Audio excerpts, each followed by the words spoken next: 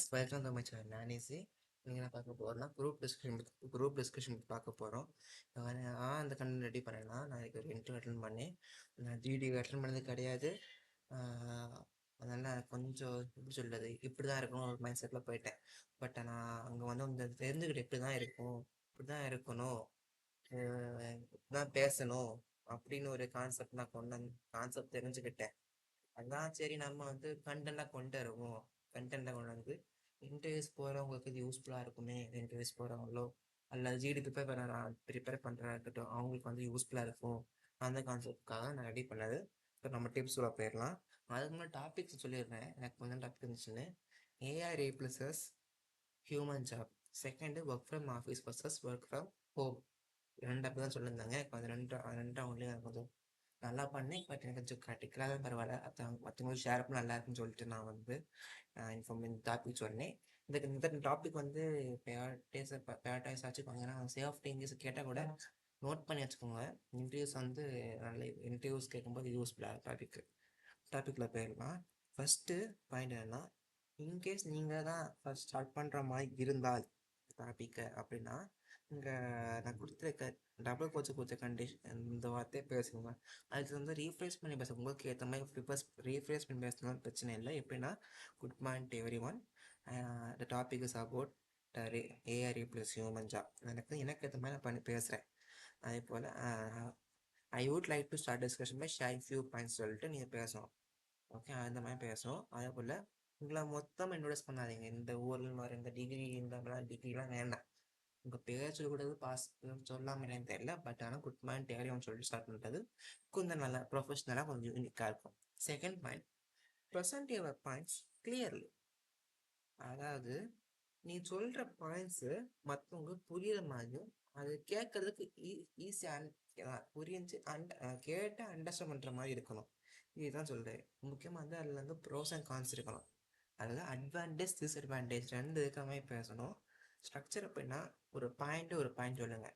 ஒரு positive point, negative point அப்படின்னு சொல்லுங்கள். நெகட்டிவ் பாயிண்ட் இருந்தால் சொல்லுங்கள்.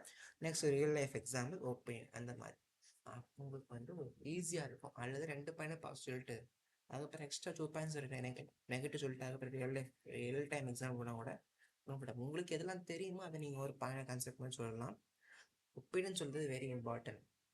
நீங்கள் வந்து நீனா பார்த்துருப்பீங்க, நீயே நானா. அதில் வந்து பாசிட்டிவ் எல்லாம் இருப்பாங்க, நெகட்டிவ் இருப்பாங்கல்ல. அங்கே எப்படி பேசுகிறாங்க தமிழில். பட் இங்கிலீஷில் பேசுறது நமக்கு இன்டர்வியூவில் பெஸ்ட்டு. ஓகே, இங்கிலீஷ் தான் பேசணும். அதுக்காக அங்கே போய் தமிழில் பேசாதீங்க, இங்கிலீஷ் தான் பேச ட்ரை பண்ணுங்கள். அது வெரி இம்பார்ட்டன்ட். தேர்டு வந்து லிசன் டு அதர்ஸ் கேர்ஃபுல்லி.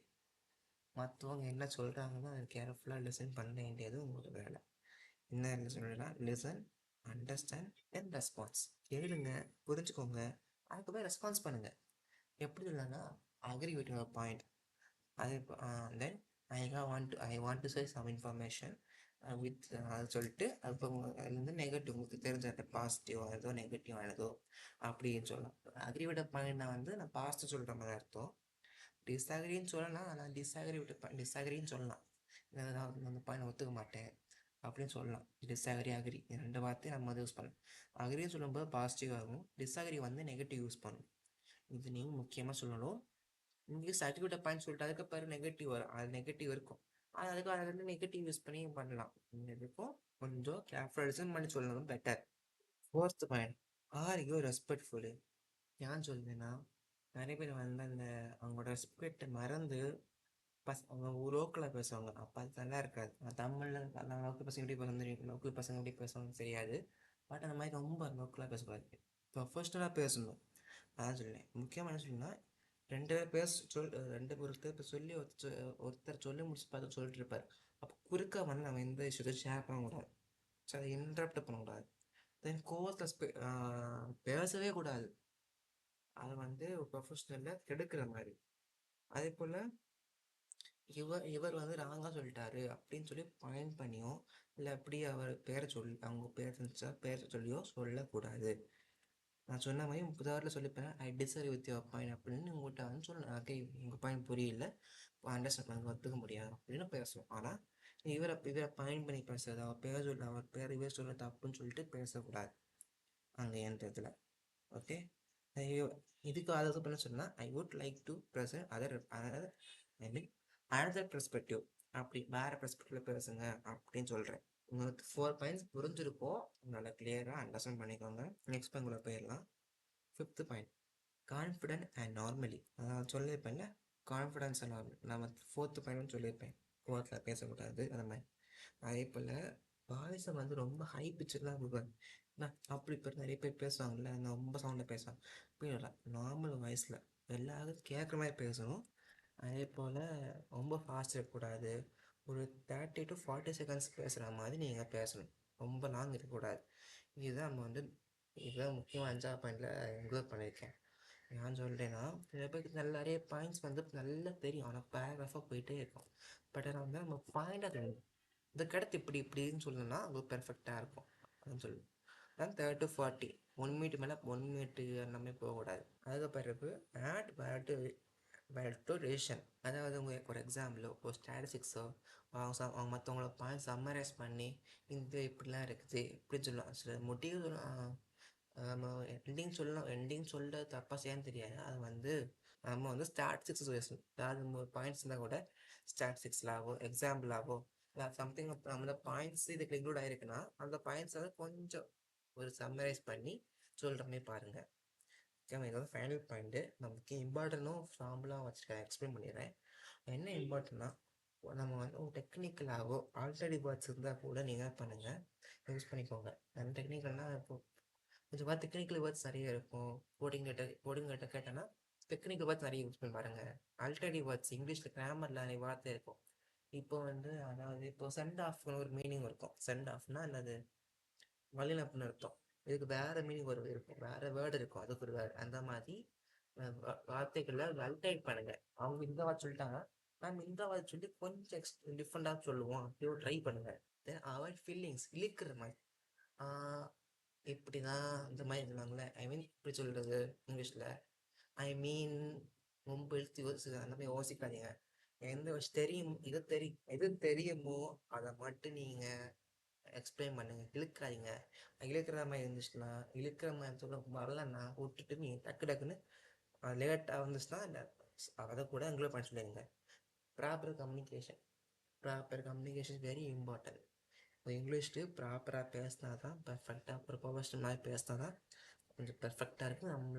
நமக்குள்ள நம்ம ப்ரொஃபஷனலாக பேசி அவங்க கொஞ்சம் அவங்கள்ட்ட யூனிக்காக பேச முடியும். அவங்க இந்த மாதிரி இந்த 3 பாயிண்ட்ஸ் யூஸ் பண்ணும்போது பெர்ஃபெக்டாக இருக்கும். இதோட ஃபார்முலா போட்டிருக்கேன், சொல்லிடுறேன். லிசன், அப்சர்வ், அண்டர்ஸ்டாண்ட், ஸ்பீக்னு சொல்ல முடியாது, ரெஸ்பான்ஸ் சொல்லலாம். ஓகே, ரெஸ்பான்ஸ் சொல்லலாம், ஸ்பீக்னு சொல்லலாம். எனிவே இதுதான் 4 4 ரூல் ஃபார்முலா என்னோடது. பிகாஸ் நான் நாங்கள் அட்டன் பண்ண விதத்தை வச்சு நான் கண்டென்ட் ரெடி பண்ணதாக இருக்கும், அதுதான் நான் சொன்னது. அண்ட் சம் டூல் யூஸ் பண்ணிக்கோங்க, ChatGPT, ஜெமினி இதாக இருந்தால் யூஸ் பண்ணிக்கோங்க.